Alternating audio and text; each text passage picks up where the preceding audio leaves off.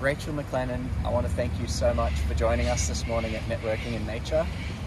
This is the first month in 3 months that we've actually been able to go ahead due to all that wild and wet weather that we've been experiencing up and down the east coast of Australia. So it was amazing to get back out this morning.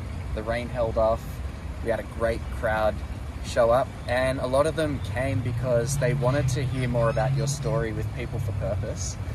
And they had an interest in the for-purpose sector and how they might be able to get more involved and connect more. And I think you shared some really valuable insights, because for a lot of people, perhaps they don't understand the extent of all the different ways that they can get involved in the for-purpose sector.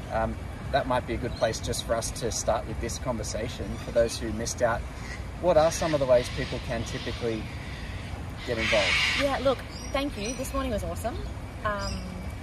We thought purpose was the new black when we set People for Purpose up 10 years ago, but COVID and other factors have really driven people's desire to want to contribute.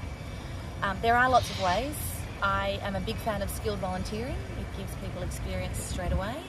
I'm a big fan of diverse and young and all sorts of people on boards. You don't have to have governance experience. Some people are a little reluctant to move out of the role they have and the work they do, so you can obviously have a job, but it's possibly less interesting for people who want to build a portfolio career. There's obviously skilled volunteering too. That's a bit trickier.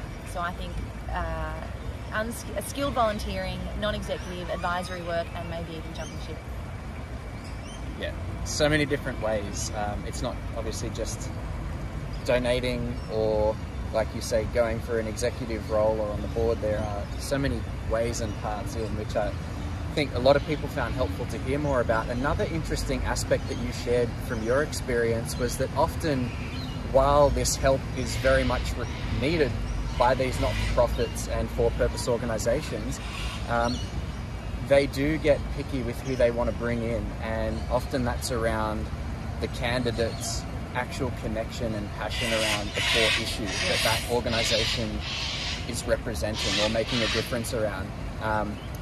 And then you took us through a really interesting activity just to that end, to help people reflect a little bit back on their lives and think about what areas are they actually really passionate about. I thought that was really insightful, and maybe you just want to talk a little bit about that process, because I think people, as you say, will often want to just get involved and feel this great urge that they need to get involved and do something more purposeful, but then often you say it's about stepping back and understanding first what you're actually passionate about. Absolutely. And that might help guide you. Yeah, look, there's a few things that you should consider. Yes, enthusiasm is great, but you really do need to... We have a saying at People for Purpose: we don't care what you know until we know you care. You truly have to interrogate what is motivating you as a human being, and for most of us that's driven by the fortune and misfortune we've had in our life. So the first thing I always encourage people to do is just stop and think about their life, what's inspired them, what's made them happy, sad.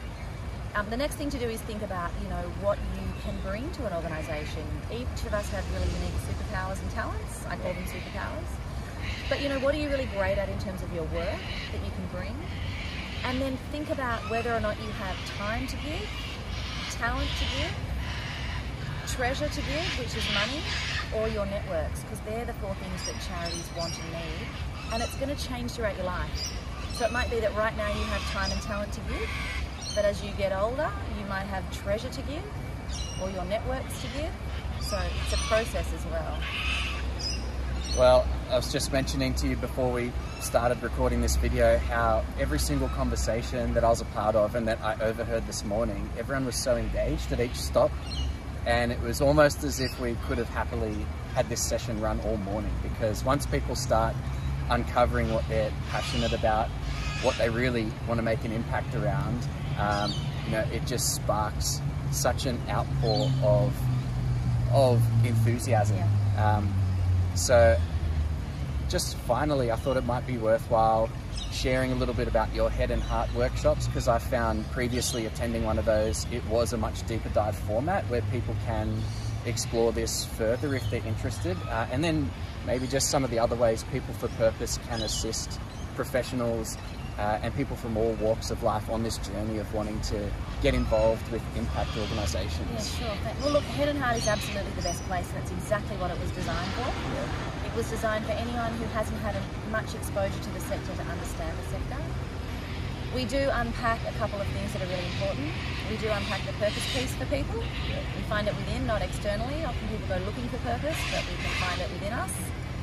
We also help them we demystify some of the assumptions they may have made about the sector. So we look at some of the themes that exist, and drawing on my experience having moved from a more commercial environment to a very purpose-focused environment.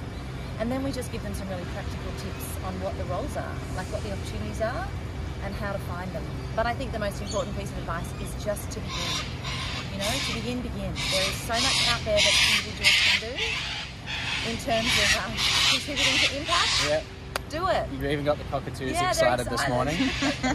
Well, thank you so much again, Rachel. We will absolutely post the link to your next Head and Heart workshop in the link, as well as details to find you and People for Purpose, and would encourage anyone curious about making a bigger impact to get in touch with Rachel and her team, because they've got so much experience in plugging in the right people into the right organisations in the for-purpose sector.